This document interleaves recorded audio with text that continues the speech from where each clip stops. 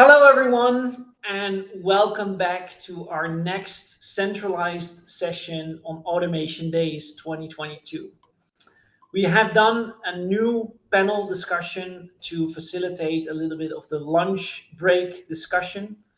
And in this panel, I'm going to be super excited to introduce three experts within the field of automation.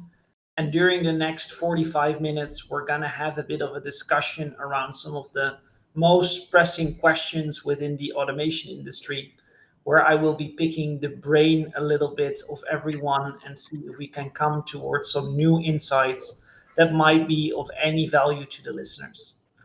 Before we get started with the actual discussion, let me take a very brief moment to introduce the panelists. First on the panel is Balasoorian Balakrishnan, better known as Bala, who is the head of IT service management at Baker Hughes, and he is joining us today from Malaysia. I've known Bala for many years. He's been certified all the way towards ITIL expert in the recent years, and he's also an avid cycler. Second on the panel is Nguyen. Eric is joining us today all the way from Australia, so quite some distance from here. Eric is an ambassador for the Service Automation Framework and is currently involved with a lot of RPA projects at Synergy Group Australia. Eric has a very practical experience when it comes towards automation implementations and has seen basically all kinds of different complexities when it comes towards automating in large organizations. And last but not least, I'm very pleased to welcome one of my colleagues to this panel. Johnwee, better known as John, is our head of services at Cybiant and responsible for our consulting and education activities. John has a very extensive experience within the IT management domain, holds over 50 different certifications, so it's probably the most certified man in Malaysia. Before joining us this summer, he worked at Petronas, one of the oil and gas giants within Malaysia. So I'm very, very pleased to welcome all of you to this panel. I'm already know that it's going to be a very interesting and fun discussion today. Good. In order to kind of kick off our discussion a little bit, we're going to get started with a discussion that is obviously the main focus of our conference theme today. And that is, how do we see that intelligent automation is improving efficiency?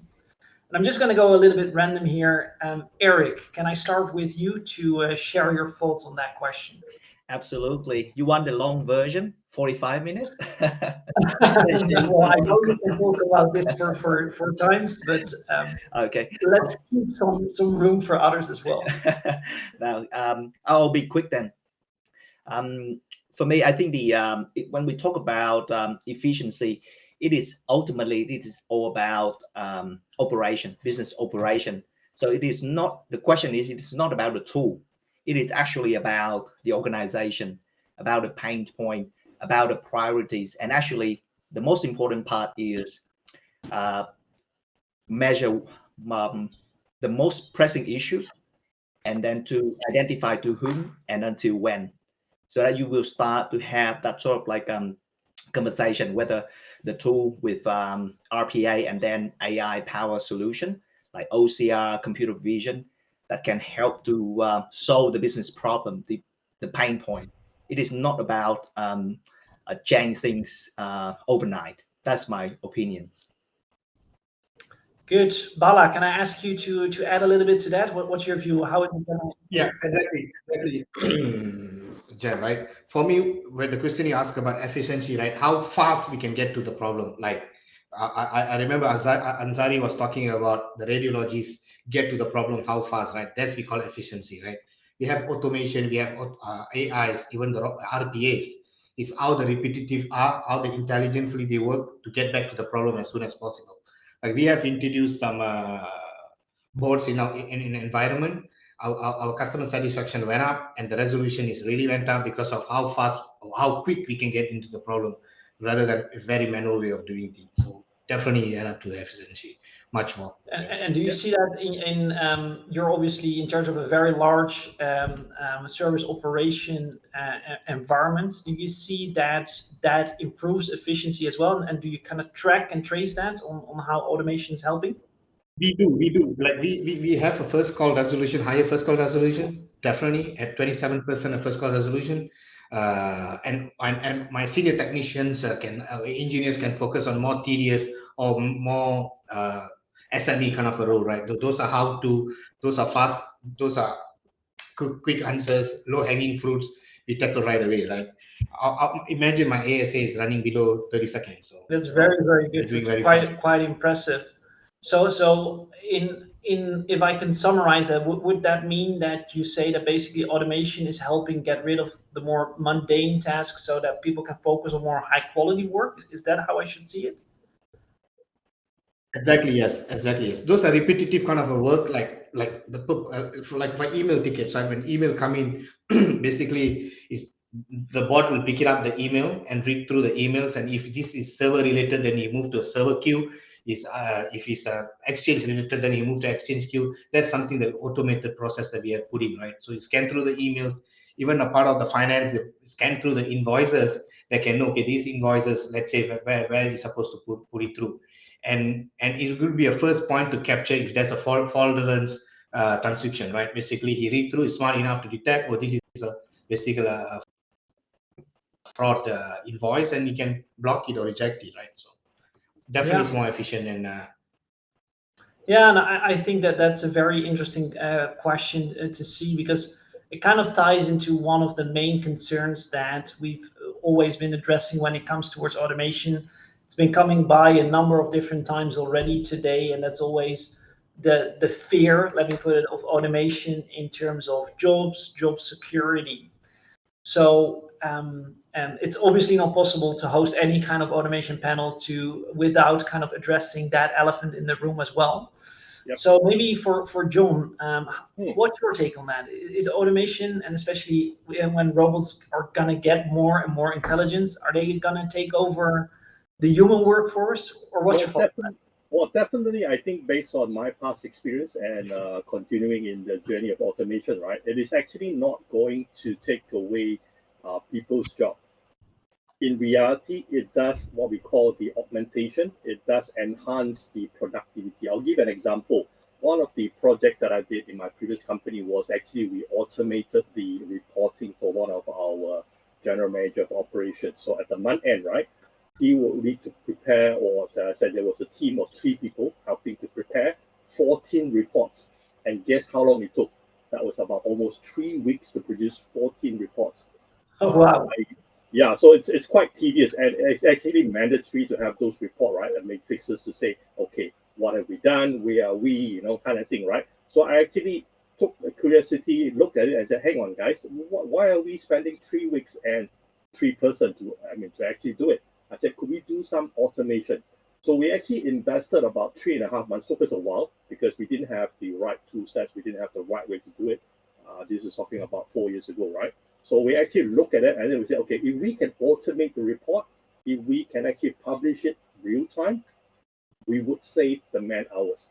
So after that 3.5 months, I can happily tell you what happened was it now takes half a day, all right? And one person clicking a button and just checking the report for half a day, right? All that 14 reports is actually published on a dashboard.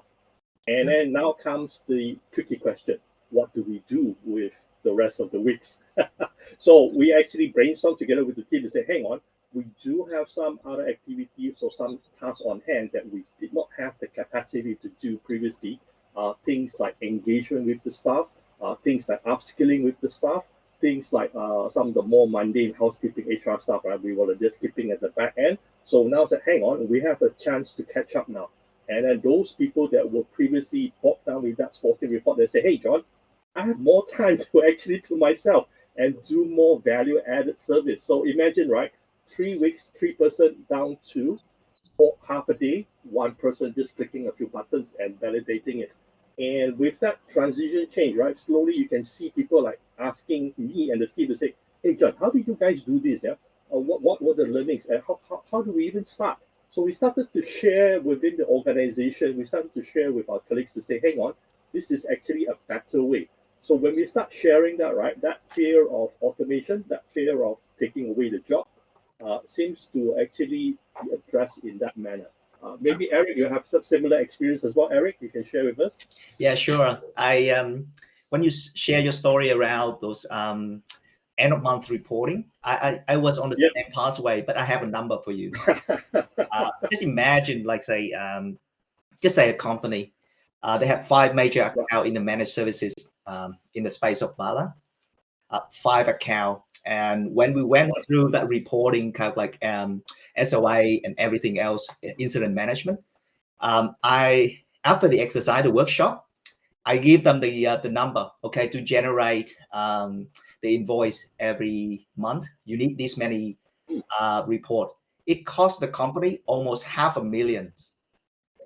Wow, that's a lot of money. Yes, include penalty, because if we will be late, the client will look up and say, okay, yep, we will charge you. We will get back some certain amount of dollars. So service credit, yep. So just to add on top of what you just mentioned, John, I think for me personally, the way I see it is not just about the amazing of how we can do it, how we can automate things, but I see it also from the viewpoint of the decision maker, and I'll make it so easy for them to back me up by just to give, like I do, go the extra mile to convert it. I would not calculate the hours, because those who are actually run those report, prepare those report, they are at the manager level. You don't ask, like say, a junior to prepare those end of month. Those people won't have access. Those people won't have the understanding to put all things together. So I would just say, okay, this is why it is expensive, and look the opportunity loss that we have due to the fact that we have to wait for the others to complete so that we can get on with the report. So it was part of the fighting, and let's say efficiency in that sense is not just about speed, but also about the ability to influence for a better way of work at the organization. Yeah, I think that's a very valid point that you're bringing up. Just before this panel, I was moderating or hosting a session, and we had the head of service management of the Adecco group, which is a very global, multi-billion-dollar organization as well. And he brought up a topic that I thought was very interesting, and he said, well, 5 years ago, people were still afraid around automation and what it's going to bring. He said, in my experience, nowadays, every big company is doing automation. So it's not a question if anymore, it's a question when. And how do you deal with that? And how are you going to make sure that the repetitive work becomes more interesting work? So to build some kind of resilience. If I echo those words, is that something that you recognize? Bala, you're also in charge of a large multinational organization. Is automation a new norm? Yeah, definitely. Yeah, Jan. So what we have done is, when we introduce automation in my organization, we have 25% of my workers, we reskill them. So they focus on more complex and rewarding project, right? So basically it's a break for them. Don't do a mundane repetitive work. So we reskill them so they go and focus on more complex and rewarding job, right? So the jobs are never going to go away. We are adding job. Basically, we are adding more competitive environment and competitive advantage for our people so they can grow on this new era, which is automation at the top of the town. So I don't really see we have reduced people. We have taken more roles, and we have reskilled our people to level 2, level 3, so they can focus on more complex kind of troubleshooting. So you mentioned something very interesting, I think, and I kind of want to build a little bit upon that. You said when we started with automation. Can you share a little bit of what is the journey? I know you've been with Baker Hughes for a lifetime. Okay. Yeah. We issue the traditional way of coming to reach out to our service desk is through chat, calls, and emails. So on our chat, typically when you click on the chat, you straight away reach out to our live agents. So we have a bunch of live agents answering those Q&A. How can I order a PC? How can I order a phone, a computer, and all that? So all the how-to, right? all the how-to, all the self-sufficient password resets and all that, we have automated that particular process. So when you come into our bot, when you ask him, I need this PC, and the robot is intelligent enough to know which department you come from, which background you come from. If you're from engineering department, then they point you to a site where you only can order engineering machines. So it's very specific based on the skills and based on the AI. So it's smart enough to tell you, if for finance, what kind of a great machines you get, for engineering, what kind of a great machines you get, and all this particular thing. But the journey, the journey never been an easy journey, because of somehow the users or the support staff thinks that job gonna go away, which is not really, because of we move them to do more troubleshooting job, right? We move them to L2, so we have higher resolution even in L2, and we have quick response time, because the bot is giving you all this kind of information with a faster total time to resolution. And in that journey, that's in kind of that a journey big that you mentioned, obviously, unless it's the most perfect organization in the world, there will be jumps and there will be ups and downs. If you think back around that journey, Exactly, yeah. what were the main challenges if you think about implementing this form of automation? Okay, some of the main challenges I can think of now is selecting the right vendor. This is kind of a key information, key detail. Selecting a right vendor, and you need to know what. Exactly, and that's why we need Eric, And wrong type of project, we make sure we want to choose those are easy, low hanging fruits first. What easy to go, get the mindset. The mindset is very important for the even for the organization, plus with the employee, the project team, the whole team. That is very important. And what we expected, basically the value, what the value that we want to, the business value and the cost saving. What is we are looking at it, right? As an organization, what we try to achieve here. So this is very important. I think that's a very good top 3 of challenges. We want to see before we. Good. John, I know because I work with you on a daily basis that you are involved with a lot of challenges, or at least addressing a lot of challenges. What's your thoughts around if you need to come up with, let's say, a top 1 or 2 in terms of the most difficult aspects to overcome when it comes towards doing these kinds of automation implementations and changing the way that people work? What's your top 1 or top 2 challenges that you encounter? Good question. Yeah, actually, one of the top challenges that I see a lot of time when we engage with clients or actually when we work with the team on the ground, right? The first thing is actually the mindset change. What's in this for me, right? So I think we spoke about a little bit about the fear of losing a job. What do I do then with all the so-called free time that's been freed up from my mundane job, right? So this is a part I think a lot of time we really need to be truthful. We need to be honest with those people that are affected to say, hey, we are not here to reduce headcount.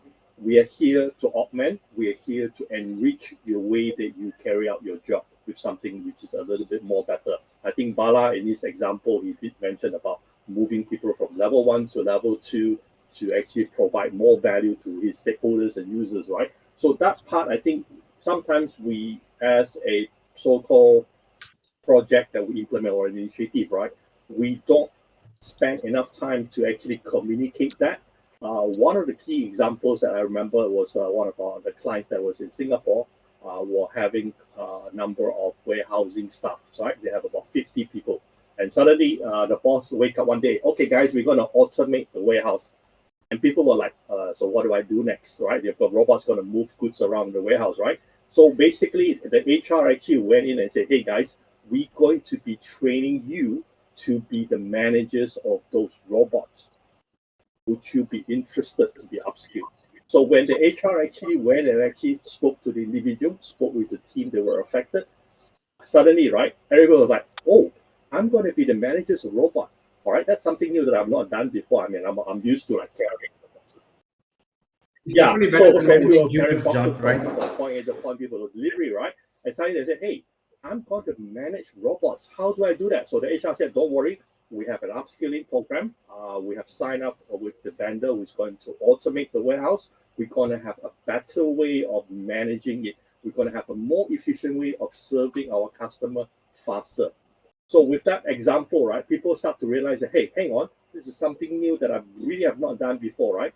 And they have an opportunity to really, really gain the knowledge because they were the first batch, right, to learn how to manage robots, to how to optimize how they actually pick up items from the warehouse and put it together and actually ship it out very quickly. So to me, that is actually the human element that needs to be addressed. So in things like the process, we have Eric who can actually help us out, right? In terms of technology, I think we can actually pick the right one that actually fits in those kind of scenarios. Eric, maybe you can share a little bit more on how you also tackle that as well as one of the key pain points. Eric? Thanks, John. I just want to refer back to John's question around the challenge. Personally, I see from when we start any kind of like automation program. I would say, apart from what Bala and John have discussed, the one thing that I find always challenging, it is time. Yep. Time. And what in what sense It is of time? Because it is in a way it's like mindset. When the vendor knock the door of the client, it is like they talk about robot and they show you the photo of robot. So you in the mindset you already set the expectation. It is like plug and play. It is ready to go off the shelf.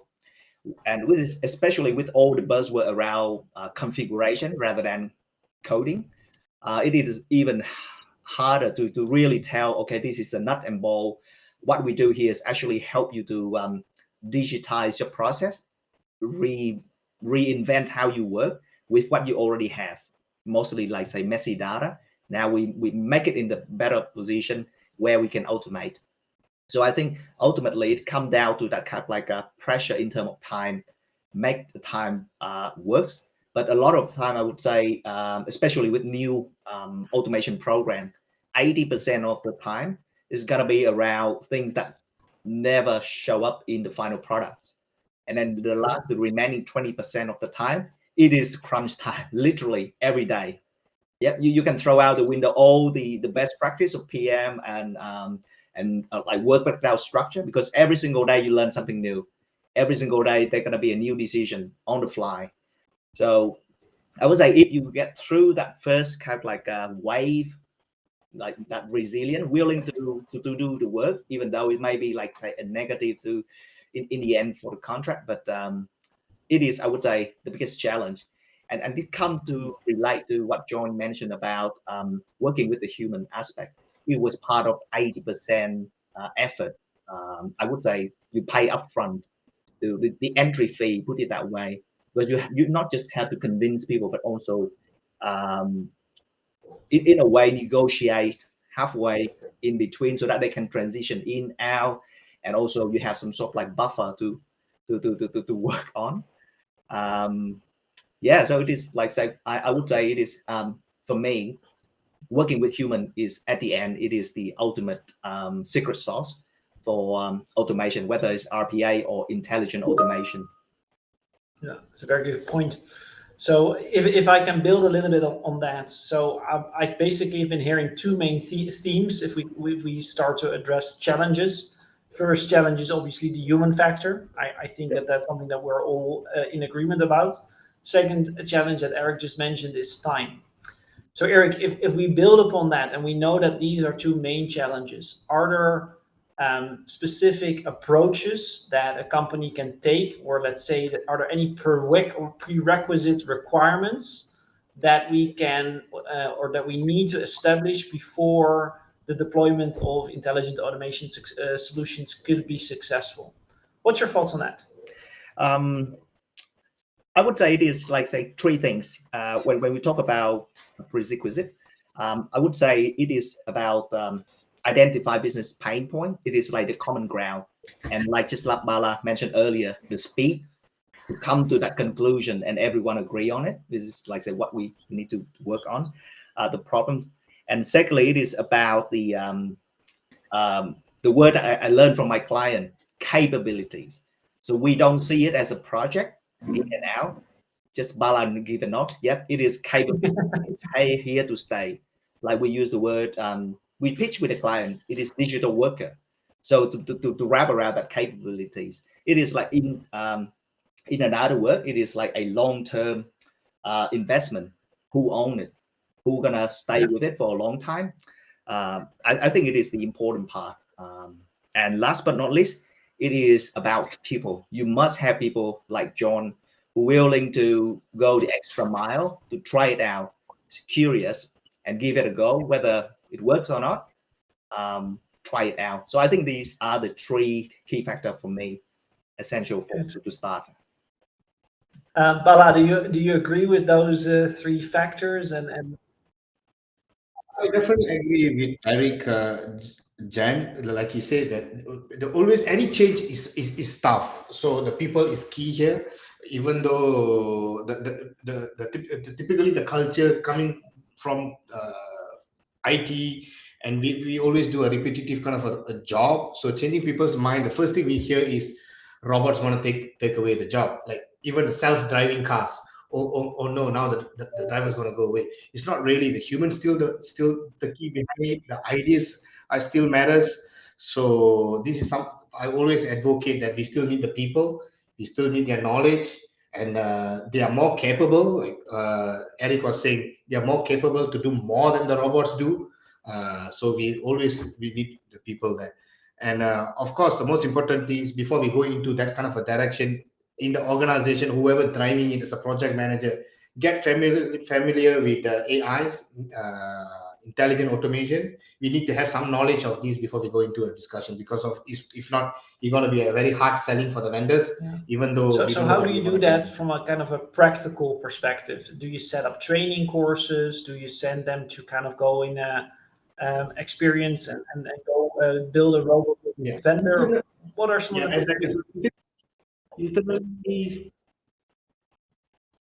Internally we have a person that we identify to champion this AI and bot technology. So he's our go-to person. So basically he kind of trained the trainer. So he got the project, he went for the training, he embraced this technology, and we support him. So he become the face of IT and the vendor. So that particular person actually I would go to person. So and then also if you are in the process of changing, how do you then measure whether it's successful? Basically, it's a very metrics driven organization, Jan. So we like when we introduce the bolt, so any calls any chats that's coming to us, we compare with the abandon rate before. When everything goes to the human, you compare the abandon rate now. When it goes to the robot, basically our abandon rate goes zero, right? Because of robots answers everything. Then on the second level, we look at the resolution rate, whether even the robot answers picked up every calls, every chat, whether he's answering to the chat, right? So we look at the abandon rate, and we look at the resolution rate. So the resolution rate somehow went up. So we know the robot is basically throwing bunch of questions and the users following. And on the second level, now we have introduced more friendly bots, which is run videos. Besides throwing you bunch of instructions, he show you some videos how to do this. And that's some of the key metrics that we use to measure how success is this bot is going. Thanks. And it's a continuously improvement. Yeah, absolutely. I fully agree with you. Let me go back 1 second to Eric, because otherwise we're going to keep going round in circles. Eric, also a little bit from your capacity in the form of a service automation framework ambassador. We've been talking about that for many years. And when we started with setting out that project, the whole objective is to kind of start preparing educational programs to get people more comfortable with automation and to make sure that they understand it a little bit better. Do you see in all the clients that you've been working for and advising that those education capabilities are still necessary, or do you think that in today's day and age everyone is quite familiar around automation already? I would say that this is a fair observation.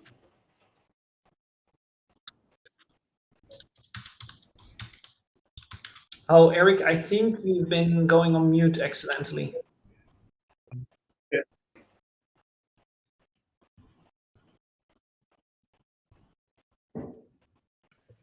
I'm back. Yes. Thank you. Okay, so in terms of education or exposure, I think it should be a regular exercise. It is not just like say a one-off, for simply two reasons. Number one, we are dealing with two very kind of like dynamic aspects. One is a human come with change and regulation, everything. Then with technology as well, technology just rapidly change. If you look at the news 12 months ago and look at the prediction with what you have today, you would say, oh, hang on, it is all wrong. So I would say the education part, like say with service automation framework, for example, it is the starting point. And I would say the content should always be refreshed and related to the audience, because the audience are, number one, they're getting older, so they exposed to new things, so they need something fresh to keep them up for the new challenge, and also newer audience as well. They're growing, so there's a gap. They need to fill in with something that let's say data literature or service automation can give them some inspiration and some goal to do something good. That's my observation. Good. Thanks so much, Eric. John, you're obviously involved in a lot of those education programs on a more Absolutely. day-to-day basis, almost. Yep. Do you see a change in the way that people are comfortable with automation or not? Well, I see a gradual acceptance that automation is here to stay, right? And in a lot of, or in most of my training courses, all of them, I do talk about the adoption aspects of things, right? So we actually share examples of how this would benefit. We talk about managing the expectation, right? This is not a magic bullet. I think like Eric mentioned, right? It will be crunch time, right? So we make sure that we level set the expectation. But I do see a gradual acceptance over the past 18 months or so. People understand to say, hang on, we probably need to increase or improve our productivity. We need to enrich the way that we deliver things in that sense. Like Eric rightfully mentioned, right? How are we solving the pain point of the business? So this is something that we also talk about in our training courses, to say that stay focused on what the business needs to address. And as automation could be one of the tools that will actually help address that. So gradually, yep, the more we have this kind of a session, the more we have more of the awareness. I see people are really starting to accept, to say that, hey, it's here to stay. Like Bala said, it's not going to go away tomorrow. In fact, it's actually going to be even more as this evolves or develops around the world. Okay? That's how I'm seeing it. Thanks, John. I obviously fully agree with that.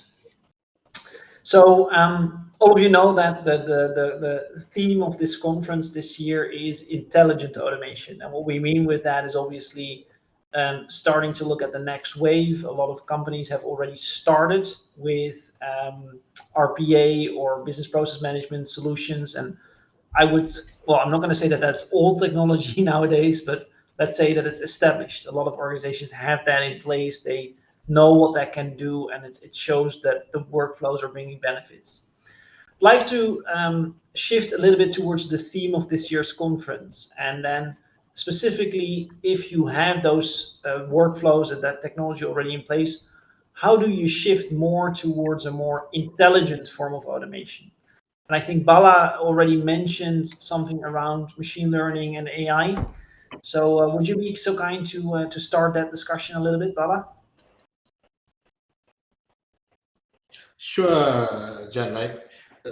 Talking about intelligent automation, right? Over the weekend, I was in the restaurant with my son and my wife, and I think now in the Mama restaurant in Malaysia, you see the robot sending you the food, right? So I was telling my son, that is the intelligent automation, right? Because of you go, the guy is going to put the food, key in the table number, and he drive through and deliver the food. That's the intelligent automation. So that was one of the topics that I say. Remember when this really. Do they really replace the waiter? It does to some extent, but you see more people in the kitchen now because of, since the robot is delivering the food faster, the kitchen have to basically scale up. They have to really scale up the people so they can do the turnaround of these orders is very fast. Even the ordering food, right, is basically is all automated, is all AI, right? So that's one point. And Anything that I need to elaborate further, Jan, No, well, on this? the question is what I'm always very interested about personally is that most of the automation is typically done by teams which are more in the service operation and within service management domains, typically. And now what we're seeing with this shift towards intelligent automation is that suddenly there's a requirement to start learning around how does machine learning work. We start to see a requirement, hey, what is data science? What is artificial intelligence? Because basically we're asking the more operational focused people to start applying more of those data science algorithms. And one of the things that I always find interesting is how do you make that change? Because it's a different way of thinking, it's a different education, it's typically also a little bit of a different background. How do you make that move happen? And It's a that's tough why we're question, here. though. It's tough because we still, even though I'm telling you everything, whatever works well for us in the front line, it works quite well on my domain, but we still struggle to implement this or push this to second domain, right? So some of the those tickets that goes to level 2, we try to automate it further. So whatever that we have learned or the robot learned, and we come up with top 10 tickets that we think we can automate further of using AIs like scripting. Like, okay, let's say the internet is slow, so when you click internet is slow, then you do a kind of a smart enough to do a script, run a script to clean up some of the cache files and all that. We're still working on that, working through on that, Jan, or working to level 2. But sometimes the fear of level 2, the jobs are going to go away because of we're going to automate the process, right? So I want to open this question to the floor, see how to tackle this, right? It's something that we are still learning, right? Let's see what. You don't need to have all the answers right away, but yeah, maybe it's good to hear what Eric has to say about this. Yeah, thanks, Bala. I would say from my own experience, the way I see how like how I unpicked RPA and those kind of like OCR or computer vision, how they actually work together. They actually, if you look at it, they actually work based on data. So data is the thing that linked them together. The way I envision, I would say like AI solution to be at the front, to be the cleaner for data, so that we have structured data as the input for RPA. RPA then execute those business rules that has been signed off. So risk management all checked. Then at some point we might have AI once again pop up as a decision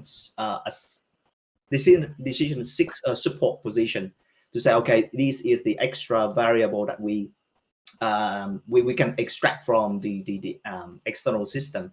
So, but still, it is still based on the certain way that we human decide the outcome to be.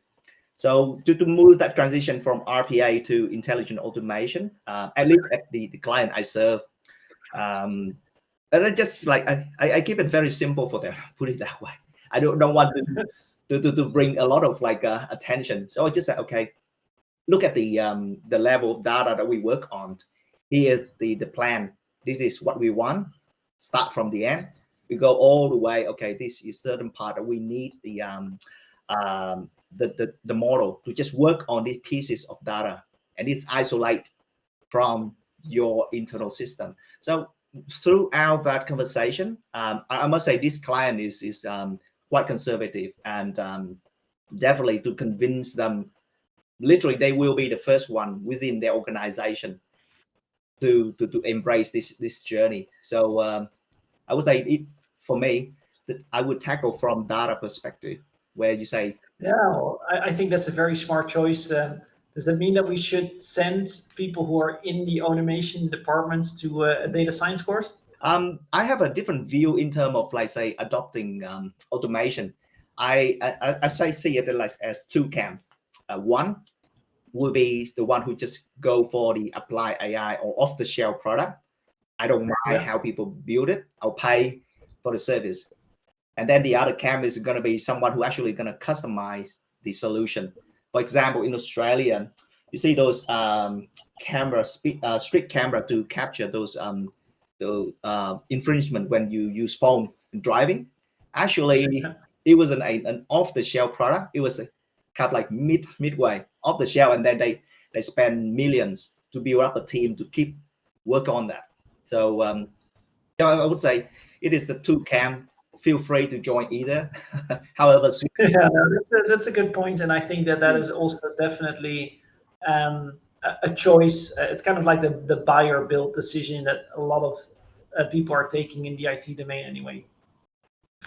Good. I know that there's I could probably spend hours more talking with the four of us, but I also saw that while we are talking, the audience that is listening in live had a couple of questions, and I would like to also give them the opportunity to pick your brain a little bit, because that's the whole reason that we're doing these sessions live.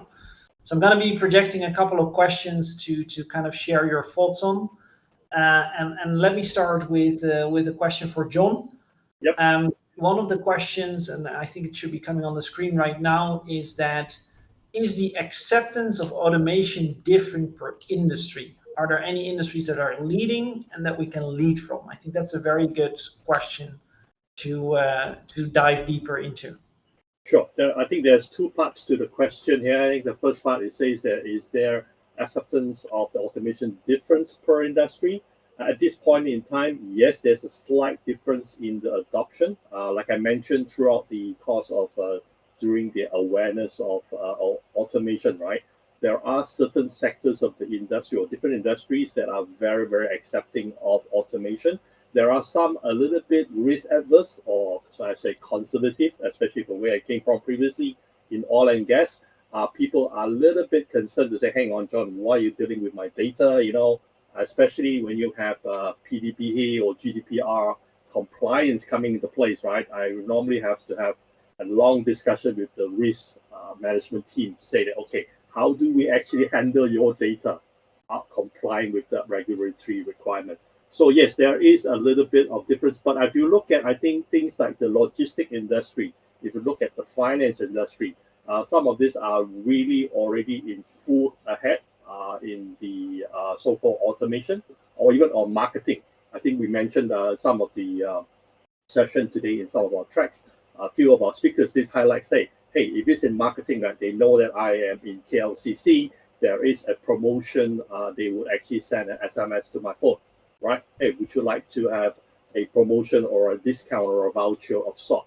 So in certain areas, yes, there is, right? So the second part, what can we learn from that? Well, what I can tell you is automation at this point in time, it's not complete yet. It's still evolving as we speak, despite the fact that we have certain preconception, or should I say, certain definition of what automation is all about, whether it's on a front end or a back end. I personally see that automation will continue to evolve. Even at home, right, while I'm using automation, because I subscribe to the fact of a smart bulb, which will switch it on at a specific time in my living room, so that I don't have to go and manually switch it on. Same with the Google speakerphone, the smart speaker, right?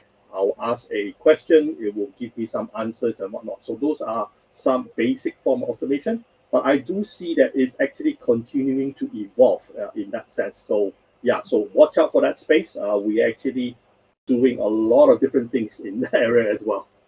Thanks, Jan. Thank you so much, John. Then another quick question that I see coming in.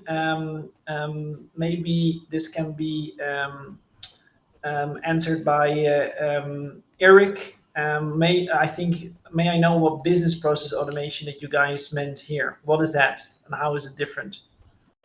That's a good question, and cut to the chase. Those automation is just mainly those back office tasks or front office tasks.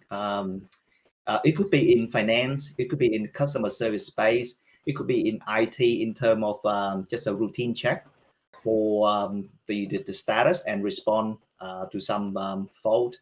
So anything that you see human do, we can automate it to a certain extent. Don't think about the threshold of like repetitive, mundane, high volume. The conversation about like volume driven is long gone.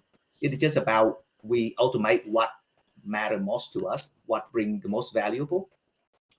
So if you another way to explain it, for example, I guarantee you every single major bank in your country will run some form of back office batch automation overnight, or even in real time several times a day, to basically, like they do, facilitate those mortgage contract, fraud checking, and also bank reconciliation. So it happens behind the scenes. The thing is, people don't talk about it. I think it is part of our work. We don't want to reveal the true state. We just leave the results speak for itself. So that's why the audience, the one who want to follow the footstep, why this is like they are in the dark. That's one way to explain. Thanks, Eric. We're unfortunately getting very close towards the end of the time already, and there's a lot of people still asking questions. Unfortunately, we kind of need to start wrapping up because we have other speakers already standing by who are going to be starting again all on the next hour.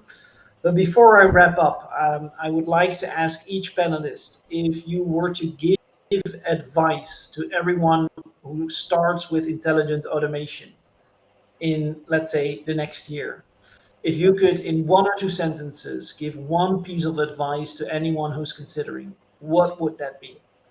Maybe it's good to start with John in this case. Sure.